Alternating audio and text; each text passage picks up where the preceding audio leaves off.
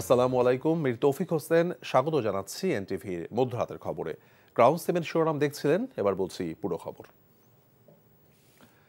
আজ ঢাকা আসছেন জাতিসংঘ মহাসচিব অ্যান্টনিও গুতেরেস।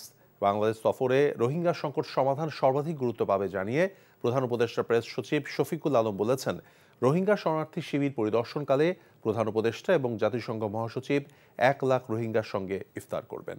বুধবার রাজধানী ফরেস্ট সার্ভিস একাডেমিতে নিয়মিত প্রেস ব্রিফিংয়ে তিনি আরও জানান, মাগুরায় ধর্ষণের শিকার শিশুর শারীরিক অবস্থার আরও অবনতি হয়েছে।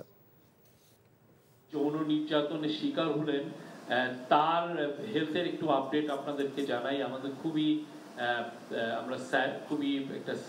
আমরা স্যাডলি হচ্ছে যে তার কন্ডিশন আরো ডিটোরিয়েট করেছে। আজকে তার সিজিএস মানে কমা level has come down to 3 from 4.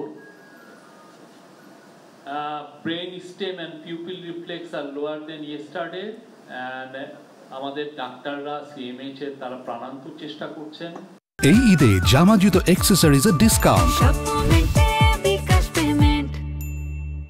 রাজধানীর মতিঝিলে শাপলা চত্বরে 2013 সালের 5 মে হেফাজতে ইসলামের সমাবেশে গণহত্যার অভিযোগে সাবেক প্রধানমন্ত্রী শেখ হাসিনা, সাবেক পুলিশ মহাপরিদর্শক বেনজির আহমেদ, গণজাগরণ মঞ্চের ইমরান ঈদ সরকার সহ 5 জনের বিরুদ্ধে গ্রেফতারি পরোয়ানা জারি করেছে আন্তর্জাতিক অপরাধ ট্রাইব্যুনাল। বুধবার বিচারপতি মোহাম্মদ গোলাম মুর্তজা মজুমদারের নেতৃত্বাধীন ট্রাইব্যুনাল এই আদেশ দেন। একই সঙ্গে কারাবন্দী সাবেক স্বরাষ্ট্র প্রতিমন্ত্রী শামসুল হক টুকু, সাবেক পুলিশ মহাপরিদর্শক শহীদুল হক, সাবেক সেনা কর্মকর্তা জিয়াউল আহসান এবং সাবেক পুলিশ কর্মকর্তা মোল্লা নজরুল ইসলামকে এই মামলায় ট্রাইব্যুনালে হাজির করার নির্দেশ দেওয়া হয়েছে।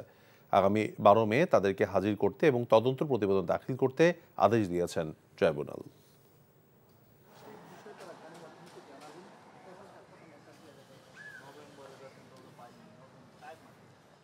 যারা সেই সময় কমান্ড করেছিলেন, আপনারা জানেন যে প্রাইম মিনিস্টার পার্লামেন্টে পরবর্তীতে বলেছিলেন যে এরা রং মেখে শুয়েছিল, যে তার মানে এটা তিনি জানতেন, জানার পরেও তারা এই ধরনের তুচ্ছতাচ্ছিল্য করা তার নির্দেশ এবং পরিকল্পনায় হয়েছিল।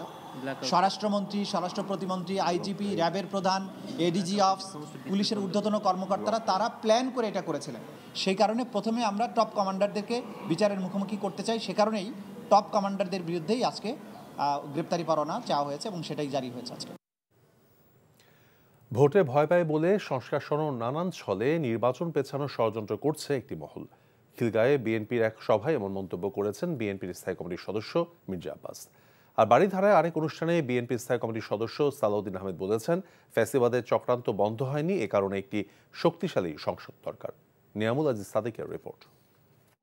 আছে যারা শুধুমাত্র বিএনপির 31 দফা সংস্কার নিয়ে রাজধানীর শাহজাহানপুরে কর্মশালায় অংশ নেন দলীয় নেতাকর্মীরা।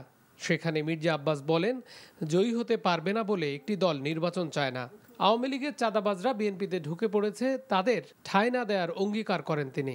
তারা ভালোবাসে যেভাবেই হোক ক্ষমতায় থাকতে হবে, যেভাবেই হোক ক্ষমতায় যেতে হবে। আমাদের তো আপত্তি কিছু নেই। দেশের লোক যদি ভোট দিয়ে আপনাদের ক্ষমতায় নেয়, আপনাদের কি আছে? ভোটে আসেন। ভোটকে ভয় পান কেন? নির্বাচনকে ভয় পান কেন আপনারা? এইটা না হলে নির্বাচন করা যাবে না, ওইটা না হলে নির্বাচন করা যাবে না। রাজধানীর বাড়িধারায় হেফাজতে ইসলামের ইফতার পার্টিতে যোগ দিয়ে বিএনপির স্থায়ী কমিটির সদস্য সালাউদ্দিন বলেন, ফ্যাসিবাদের বিরুদ্ধে আন্দোলনে সবাইকে এখন সজাগ ও ঐক্যবদ্ধ থাকতে হবে। বাংলাদেশের আগামী দিনে যে সংবিধান রচিত হবে, সেই সংবিধান যেন বিশ্বের মধ্যে একটি উন্নত সংবিধান হয়। যে সমস্ত বন্ধুরা বলছেন যে যারা গণপরিষদের মাধ্যমে নতুন সংবিধান চান, আমি তাদের উদ্দেশ্যে বলতে চাই, আপনারা সংস্কার কমিশনে ব্যাপক সংস্কার প্রস্তাব দিয়েছিলেন। আপনাদের একজন প্রতিনিধি সেই সংস্কার কমিশনে সদস্য হিসেবে দায়িত্ব পালন করেছে। সুতরাং আমরা অন্যান্য রাজনৈতিক দলগুলো আমরাও ব্যাপক সংস্কার প্রস্তাব আমরা সেই কমিশনগুলোতে দিয়েছি। আসুন সবাই মিলে একটি শক্তিশালী একটি জাতীয় সংসদ বিনির্মাণ করি। অনুষ্ঠানে হেফাজতে ইসলামের নেতারা বলেন, শাপলা চত্বরের খুনি ও দোষরদের ক্ষমা নেই, তাদের বিচার করারও দাবি করেন তারা। Niamul Aziz Sadek, NTV news, Dhaka. MBBS অথবা বিডিএস ডিগ্রিপ্রাপ্ত ছাড়া অন্য কেউ তাদের নামের আগে ডাক্তার পদবি ব্যবহার করতে পারবেন না বলে রায় দিয়েছেন হাইকোর্ট। বিচারপতি রাজিক আল জলিল এবং বিচারপতি শাথিকা হোসেনের সমন্বয়ে গঠিত দ্বৈত বেঞ্চ বুধবার এই রায় দেন। ডিএমএফ ডিগ্রিধারীদের নামের আগে ডাক্তারের ব্যবহারকে কেন্দ্র করে প্রায় 1 যুগ আগে করা রিটের শুনানি শেষে হাইকোর্ট জানান, অতীতে যারা ভুল করেছে তাদের জন্য নয়, তবে আগামীতে যারা নিয়ম লঙ্ঘন করবেন তাদের বিচারের মুখোমুখি হতে হবে। এর আগে 2010 সালের ডিসেম্বরে বাংলাদেশ মেডিকেল এবং ডেন্টাল কাউন্সিল আইন হয়। ডিএমএফ ডিগ্রির ক্ষেত্রে আইনটি বৈষম্যমূলক প্রয়োগের অভিযোগ নিয়ে বাংলাদেশ ডিপ্লোমা মেডিকেল অ্যাসোসিয়েশনের তৎকালীন আহ্বায়ক শামসুল হুদা সহ অন্যরা 2013 সালে একটি রিট করেন। ওই আইনের 29 ধারার বৈধতা নিয়ে বাংলাদেশ ডিপ্লোমা মেডিকেল অ্যাসোসিয়েশনের সভাপতি এবং সেক্রেটারি গত বছর অপর একটি রিট করেন।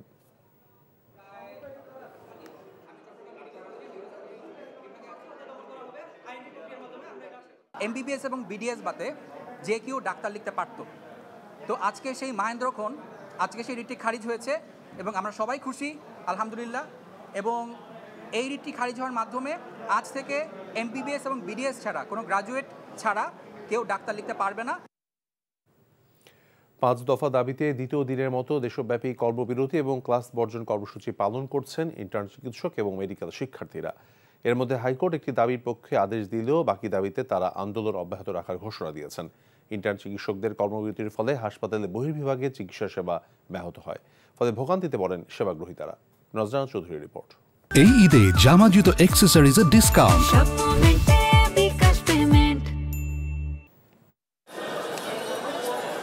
5 দফা দাবিতে আন্দোলনরত ইন্টার্ন চিকিৎসক ও মেডিকেল শিক্ষার্থীরা তাদের দ্বিতীয় দিনের কর্মসূচির অংশ হিসেবে বুধবার সকালে কেন্দ্রীয় শহীদ মিনারে জড়ো হন। নিজেদের দাবির পক্ষে স্লোগান ও বক্তব্য তুলে ধরেন তারা। এরই মধ্যে হাইকোর্ট একটি বিষয়ে তাদের পক্ষে রায় দিলে তারা সন্তোষ প্রকাশ করেন।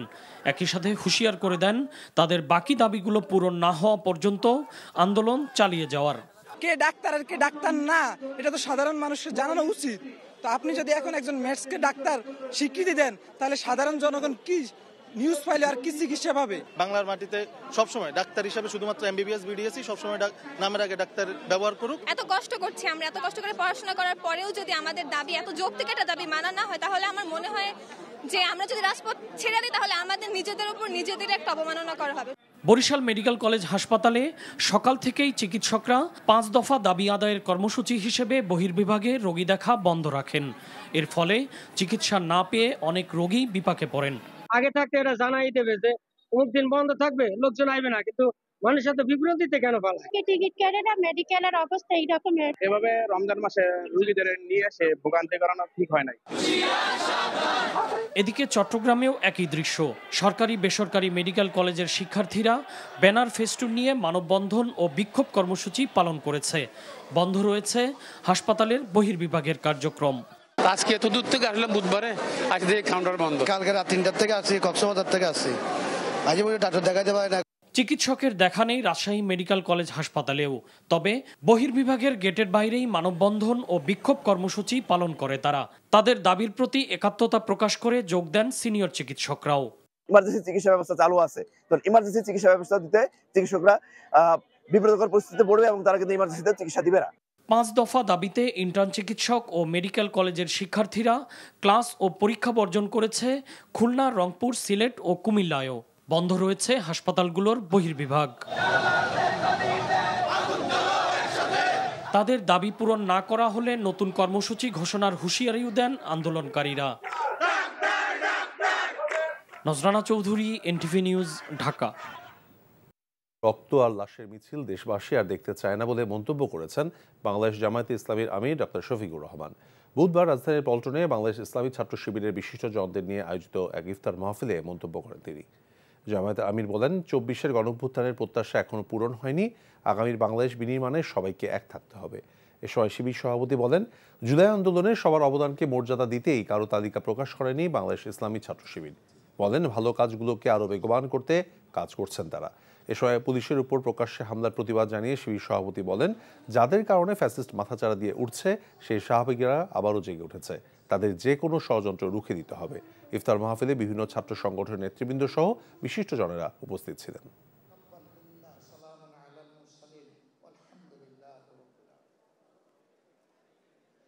আফসোস, আমাদের অর্ধ শতাব্দীর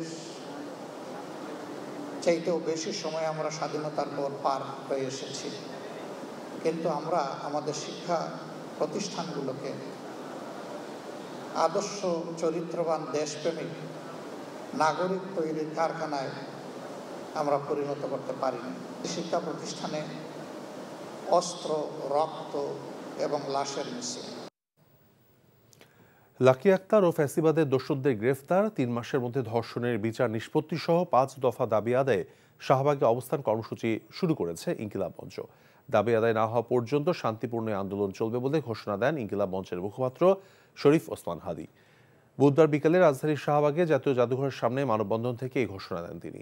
এছাড়া শরীফ ওসমান হাদি বলেন, দেশকে অস্থিতিশীল করার ষড়যন্ত্রের অংশ হিসেবে মব তৈরি করে পুলিশের উপর হামলাকারীদের দ্রুত গ্রেফতার করে বিচারের মুখোমুখি করতে হবে। শাপলা চত্বর এবং পিলখানা গণহত্যার সুষ্ঠু বিচার করা সহ অবিলম্বে জুলাই গণহত্যার বিচার শুরু করে আওয়ামী লীগকে নিষিদ্ধের দাবিও জানান তিনি।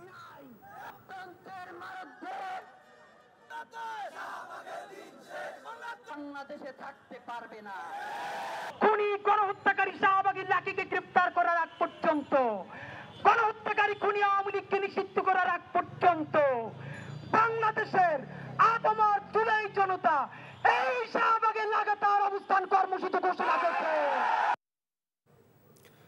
স্বৈরাচারের কাঠামো ভাঙতে ও গণতান্ত্রিক ব্যবস্থা ফিরিয়ে আনতে হলে সংস্কার কমিশনের প্রস্তাব বাস্তবায়ন করতে হবে বলে জানিয়েছেন নির্বাচন ব্যবস্থা সংস্কার কমিশনের প্রধান ডক্টর বদিউল আলম মজুমদার।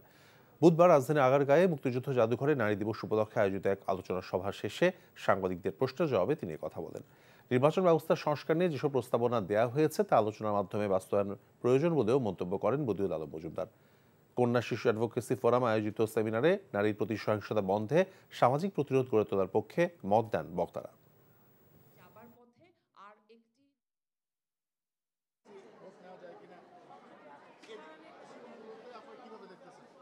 স্বৈরাচারের যে কাঠামো, সেই কাঠামো যদি ভাঙতে হয়, আমরা যদি একটা সত্যিকারের গণতান্ত্রিক ব্যবস্থা যদি বাংলাদেশে প্রতিষ্ঠিত করতে হয়, এই সকল সংস্কারগুলো অতি গুরুত্বপূর্ণ। তা আমি আশা করি যে নির্বাচন কমিশন অন্যান্য সংস্থাগুলো এগুলোর প্রতি দৃষ্টি দেবে। 16 কোটি টাকার অবৈধ সম্পদ অর্জন এবং 450 কোটি টাকার সন্দেহভাজন লেনদেনের অভিযোগে রাজশাহী 1 আসনের সাবেক সংসদ সদস্য ও সাবেক শিল্প প্রতিমন্ত্রী ওমর ফারুক চৌধুরী এবং তার স্ত্রীর বিরুদ্ধে আলাদা 2টি মামলা করেছে দুর্নীতি দমন কমিশন দুদক। বুধবার দুপুরে সংস্থাটির মহাপরিচালক মোহাম্মদ আক্তার হোসেন সংবাদ সম্মেলনে একথা জানান।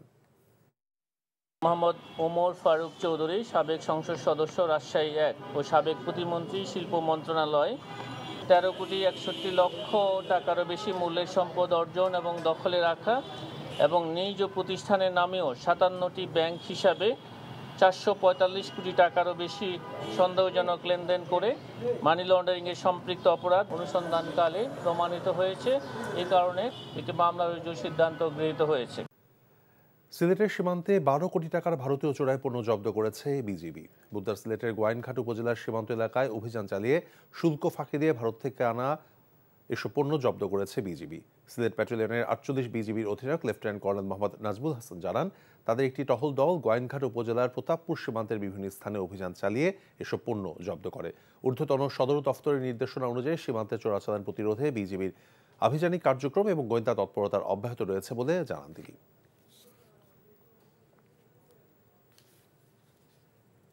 বিএনপির সাবেক ভাইস চেয়ারম্যান চৌধুরী কামাল ইবনে ইউসুফের সহধর্মিণী চৌধুরী শায়লা কামালের জানাজা শেষে দাফন সম্পন্ন হয়েছে। বুধবার বিকেলে তার মরদেহ ফরিদপুরে নিয়ে আসা হয়। বাদাসর কমলাপুর ময়জউদ্দিন উচ্চ বিদ্যালয় মাঠে জানাজা শেষে তাকে ময়েজ মঞ্জিদের পারিবারিক কবরস্থানে মরহুম কামাল ইবনে ইউসুফের কবরের পাশেই দাফন করা হয়। এর আগে জানাজার পূর্বে সংক্ষিপ্ত বক্তব্য দেন মরহুমার মেয়ে, মহিলা দলের কেন্দ্রীয় কমিটির যুগ্ম সাধারণ সম্পাদক চৌধুরী নায়াব ইউসুফ, কৃষক দলের কেন্দ্রীয় কমিটির সাধারণ সম্পাদক শহীদুল ইসলাম বাবুল সহ নেতাকর্মীরা। বুধবার ভোর রাতে রাজধানীর এভারকেয়ার হাসপাতালে মারা যান চৌধুরী শায়লা কামাল।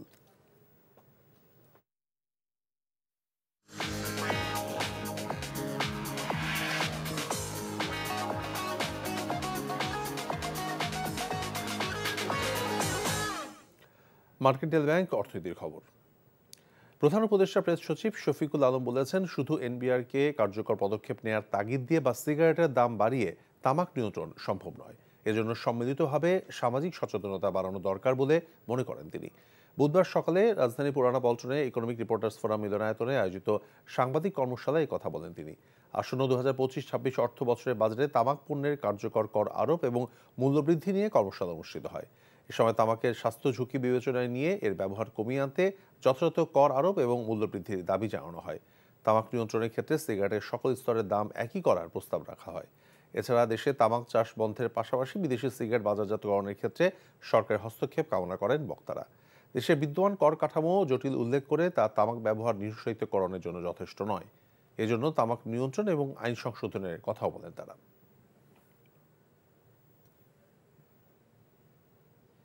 প্রবাসের খবর। পবিত্র রমজান মাসে সৌদি আরবের মক্কায় ধর্মপ্রাণ মুসল্লিদের জন্য উদ্বোধন করা হয়েছে কোরআন জাদুঘর। এনটিভি মক্কা প্রতিনিধি কামাল পারভেজ অভি জানিয়েছেন, মক্কার ডেপুটি গভর্নর প্রিন্স সৌদ বিন মিশাল বিন আব্দুল আজিজ এই জাদুঘর উদ্বোধন করেন। মক্কা শহর এবং পবিত্র স্থানগুলো রক্ষণাবেক্ষণের জন্য যে রয়্যাল কমিশন রয়েছে তাদের তত্ত্বাবধান এবং সহায়তা এটি নির্মাণ করা হয়েছে।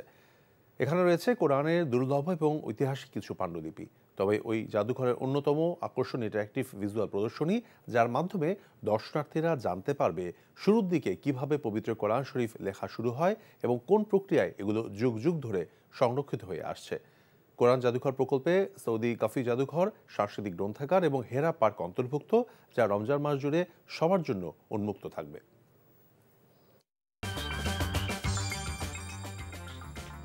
এই ছিল মধ্যরাতের খবরে। এই খবরে ভিডিও সহ আপডেট জানতে ভিজিট করুন এনটিভি অনলাইন www.ntvbd.com। এছাড়াও এনটিভির জনপ্রিয় সব অনুষ্ঠান এবং খবরের আপডেট জানতে ভিজিট করুন আমাদের ইউটিউব এবং ভেরিফাইড ফেসবুক পেজ। সকাল 7:30টায় সকালের খবর দেখার আমন্ত্রণ রইল। ধন্যবাদ সবাইকে।